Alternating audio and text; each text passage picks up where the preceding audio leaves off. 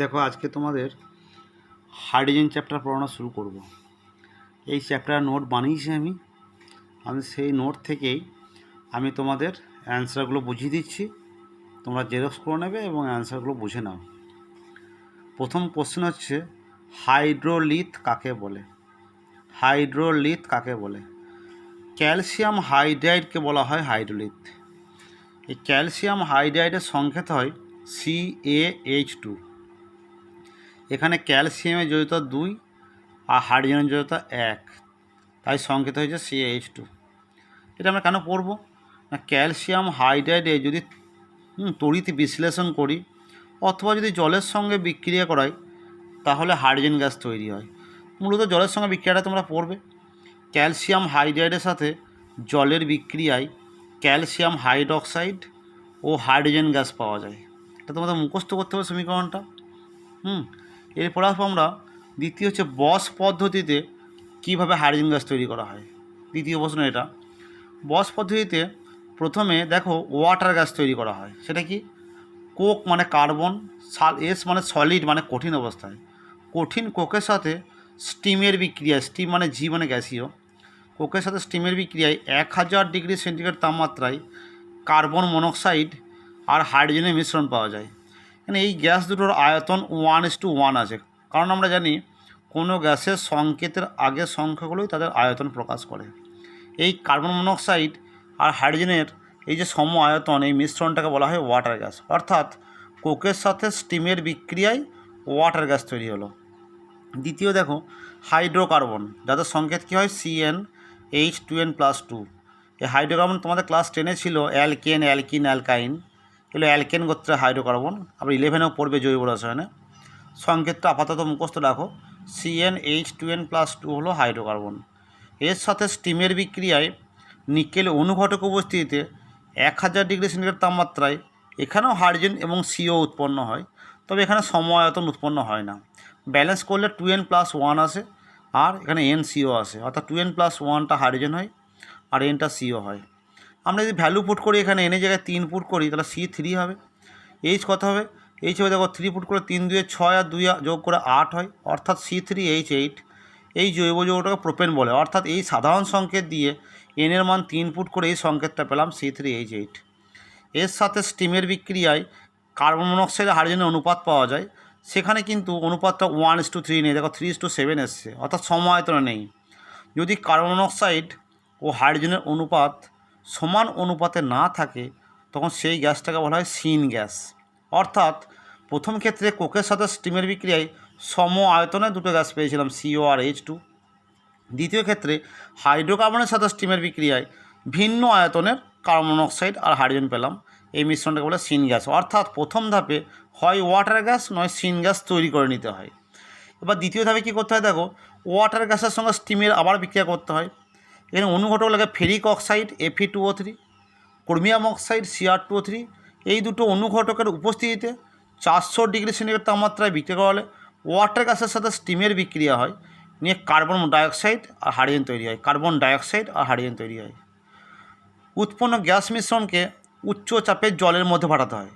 তোমরা জানো কি, জলের মধ্যে উচ্চ চাপের জলের মধ্যে CO2 গ্যাস জলে মিশে যায় বা দ্রবীভূত হয়ে যায়, কিন্তু আমার এই যে হাইড্রোজেন গ্যাস রয়েছে সেটা মিশবে না, এটা বেরিয়ে চলে আসে, যার ফলে আমরা CO2 মুক্ত হাইড্রোজেন গ্যাস পাই। অর্থাৎ জলের মধ্যে উচ্চ চাপে CO2 গ্যাস দ্রবীভূত হয়ে যাওয়ার পর সে পৃথকীকৃত হয়ে যায় আর হাইড্রোজেন গ্যাসটাকে আমরা পৃথক অবস্থায় পাই। এই যে হাইড্রোজেন পাই, আমরা হাইড্রোজেন পেয়ে গেলাম, এর সঙ্গে অল্প কার্বন মনোক্সাইড মিশে থাকে, যাকে অ্যামোনিয়াযুক্ত Q+ ক্লোরাইড দ্রবণ Cu2Cl2 এই দ্রবণে পাঠালে কি হয়ে যায় না, যে অল্প CO অশুদ্ধি ছিল সেটাও শোষিত হয়ে যায়, যার ফলে বিশুদ্ধ হাইড্রোজেন গ্যাস আমরা পেয়ে যাই। এটা হলো আমাদের বস পদ্ধতিতে হাইড্রোজেন গ্যাস তৈরির মেথড। এরপর হাইড্রোজেনের রূপ ভেদ আছে দুটো, একটা অর্থ আর একটা প্যারা হাইড্রোজেন। এটা আবার কি দেখো, তোমরা জানো কিনা জানি না, দুটি হাইড্রোজেন পরমাণু যুক্ত হয়ে একটা অণু তৈরি হয়, দুটো H যুক্ত হয়ে একটা H2 তৈরি হয়, সেটাকে অণু বলে। অর্থাৎ একটা H2 অণুতে দুটো H পরমাণু থাকে। তোমাদের জানা নেই যে নিউক্লিয়াসেরও ঘূর্ণন হয়, তোমরা জানো ইলেকট্রনের ঘূর্ণন হয়। দুটো হাইড্রোজেন পরমাণু মিলিয়ে যে অণু তৈরি হয়, অর্থাৎ পৃথক হাইড্রোজেন পরমাণুগুলোর যে নিউক্লিয়াস আছে সেই নিউক্লিয়াসের মধ্যে থাকা প্রোটনের ঘূর্ণন হয়। যদি একটা হাইড্রোজেন অণুমধ্যস্থ দুটি হাইড্রোজেন পরমাণুর নিউক্লিয়াসের প্রোটনের ঘূর্ণন একমুখী হয় তখন সেই রূপটাকে বলা হয় অর্থ হাইড্রোজেন। আবার একটি হাইড্রোজেন অণুমধ্যস্থ দুটি এইচ পরমাণুর নিউক্লিয়াসের প্রোটন দুটির ঘূর্ণন যদি বিপরীত দিকে হয় তখন তাদের বলা হয় প্যারা হাইড্রোজেন। প্যারা হাইড্রোজেনের রূপটি অর্থ হাইড্রোজেন রূপের চেয়ে বেশি অধিক স্থিতিশীল, কারণ প্যারা হাইড্রোজেনে দুটো হাইড্রোজেন পরমাণুর নিউক্লিয়াস তার মধ্যস্থ ইলেকট্রন এর বিকর্ষণটা বিপরীতমুখী বা ইলেকট্রনের ঘূর্ণনটা বিপরীতমুখী হয় বলেই তারা বেশি স্থিতিশীল হয়। তাহলে কি শিখলাম? এখানে কার ঘূর্ণন? ইলেকট্রনের নয়, কিন্তু প্রোটনের ঘূর্ণন। অর্থাৎ H2 অণুমধ্যস্থ দুটি এইচ পরমাণুর যে নিউক্লিয়াস রয়েছে তার মধ্যস্থ প্রোটনের ঘূর্ণন কেমন হবে? একমুখী হবে না বিপরীতমুখী হবে? তার নিরিখেই হাইড্রোজেনের দুটি রূপ অর্থাৎ বহুরূপ পাওয়া যায়, যেটাকে বহুরূপতা বলি। হাইড্রোজেন দুটি বহুরূপ, একটা হলো অর্থ হাইড্রোজেন, একটা হলো প্যারা হাইড্রোজেন। দেখো, জ্বালানি হিসেবে হাইড্রোজেনের ব্যবহারের সুবিধা তোমরা নিজেরা নোটটা থেকে মুখস্থ করে নিতে পারবে। আমি তোমাদের নোট জেরক্স দিয়ে দেবো, এটা বলছি না। আর অসুবিধা কি সেটাও দিয়ে দেবো তোমাদের। এবার 4 ডিগ্রি সেন্টিগ্রেড তাপমাত্রায় জলের ঘনত্ব সর্বাধিক হয়, এর কারণ কি? 0 ডিগ্রি সেন্টিগ্রেড তাপমাত্রা থেকে উষ্ণতা ক্রমশ বাড়ালে বরফের গলন শুরু হয় এবং বরফের কেলাস ভাঙতে থাকে। বরফের যে কঠিন গঠন সেটা ভাঙতে থাকে, এর ফলে বরফ অণুগুলো জল অণুতে পরিণত হয়। তোমাদের রাসায়নিক বন্ধনে পড়াবো হাইড্রোজেন বন্ধন, ঠিক আছে? 4 ডিগ্রি সেন্টিগ্রেড তাপমাত্রায় জলে অণুগুলো কী হয় জানো তো? সবচেয়ে ঘন সন্নিবিষ্ট হয়। ছোট্ট একটা কথা বলে রাখি, বরফ এবং জলের মধ্যে একটা বন্ধন থাকে, তাকে বলা হয় হাইড্রোজেন বন্ধন। যখনই 0 ডিগ্রি সেন্টিগ্রেড থেকে 4 ডিগ্রি সেন্টিগ্রেড তাপমাত্রা নিয়ে যায় তখন কি হয় না, বরফ গলে যখন জল হয়, জলে অণুগুলো খুব সন্নিকটে আসে। বরফের মধ্যেও হাইড্রোজেন বন্ধন থাকে, আবার জলের মধ্যেও হাইড্রোজেন বন্ধন থাকে। 4 ডিগ্রি সেন্টিগ্রেড তাপমাত্রা পর্যন্ত দেখা যায় যে জলের অণুগুলো কাছাকাছি আসে। তোমরা বুঝতে পারছো, কাছাকাছি আসা মানে ঘন সন্নিবিষ্ট হওয়া, মানে ঘনত্ব বাড়া। তাই 0 থেকে 4 ডিগ্রি সেন্টিগ্রেড তাপমাত্রা পর্যন্ত গেলে জলের ঘনত্ব সর্বাধিক হয়। এরপর 4 ডিগ্রি সেন্টিগ্রেড তাপমাত্রার পর যদি আরও বাড়ায় তখন দেখা যায় জলে অণুগুলোর ঘন সন্নিবিষ্টতা থেকে দূরে দূরে সরে যায়, অর্থাৎ ফাঁক ফাঁক হয়ে যায়, যার জন্য আয়তন বেড়ে যায় আর ঘনত্ব কমে যায়। 100 ডিগ্রি সেন্টিগ্রেড তাপমাত্রায় জলের মধ্যস্থ হাইড্রোজেন বন্ধন যেটা ছিল সেটা ছিন্ন হয়ে যায়, জল ফুটতে শুরু করে। তাহলে মূল জায়গা হচ্ছে যে বরফের মধ্যে কী বন্ধন কাজ করে? হাইড্রোজেন বন্ধন। জলের মধ্যে কী বন্ধন কাজ করে? হাইড্রোজেন বন্ধন। তা বরফে হাইড্রোজেন বন্ধনগুলো বেশ ফাঁকা ফাঁকা স্থানে ছিল, জলের মধ্যে হাইড্রোজেন বন্ধনটা আরও সন্নিকটে আসে। হাইড্রোজেন বন্ধন সম্পর্কে তোমরা আইডিয়া রাসায়নিক বন্ধনে পাবে।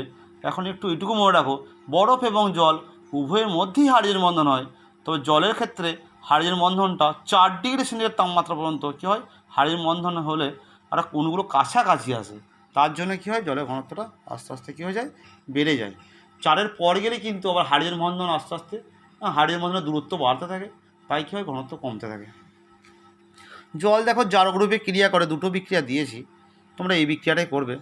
কোকের সঙ্গে জলের বিক্রিয়ায় কার্বন মনোক্সাইড হাইড্রোজেন তৈরি হয়। এখানে দেখো সি থেকে সিও যে তৈরি করেছি, এখানে অক্সিজেন যুক্ত হয়েছে, মানে এটা জারণ বিক্রিয়া। এই জারণ বিক্রিয়াটা কে সম্পন্ন করেছে? জলই সম্পন্ন করেছে, তাই জলকে বলা হয় জারক পদার্থ। দেখো জল কীরকম বিজারক রূপে ক্রিয়া করে। ফ্লুরিন গ্যাসের নাম তোমরা শুনেছো। ফ্লুরিন জলের সঙ্গে বিক্রিয়া করে HF মানে হাইড্রোফ্লুরিক অ্যাসিড এবং অক্সিজেন, অথবা HF মানে হাইড্রোফ্লুরিক অ্যাসিড, অথবা ওজোন গ্যাস দেয়। এই ফ্লুরিন থেকে HF যে তৈরি হচ্ছে, এখানে হাইড্রোজেনের দেখো সংযোজন ঘটেছে, মানে হাইড্রোজেন যুক্ত হয়েছে। আমরা জানি হাইড্রোজেন যুক্ত হওয়া মানে বিজারণ। জল এখানে এই বিক্রিয়াটা ঘটিয়েছে বা প্রক্রিয়াটা ঘটিয়েছে বলে জল এখানে বিজারকের কাজ করেছে। এরপর 7 নম্বর কোশ্চেন হচ্ছে ক্যালসিয়াম ফসফাইড, যার সংকেত হলো Ca3P2।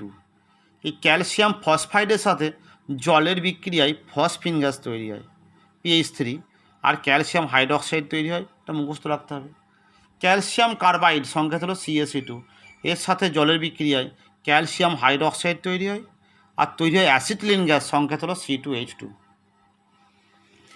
এবার দেখো ভারী জল তৈরি। ভারী জল কি? সাধারণ জলের সংকেত হয় H2O, আর ভারী জলের সংকেত হয় D2O, যেখানে হাইড্রোজেনের দ্বিতীয় আইসোটোপ ডয়টেরিয়াম থাকে, ডি মানে ডয়টেরিয়াম, এর সংকেত হলো D2O। তা কী করে এই ভারী জল পাওয়া যায়? সাধারণ জল থেকেই ভারী জল পাওয়া যায়। জলের সঙ্গে অল্প ক্ষার মানে কস্টিক সোডা এর গাঢ়ত্ব 0.5 নর্মাল মিশিয়ে ক্ষারীয় জলের তড়িৎ বিশ্লেষণ করতে হয়। তোমরা জানো তড়িৎ বিশ্লেষণ করতে হলে অ্যানোড ক্যাথোড নেওয়া হয়।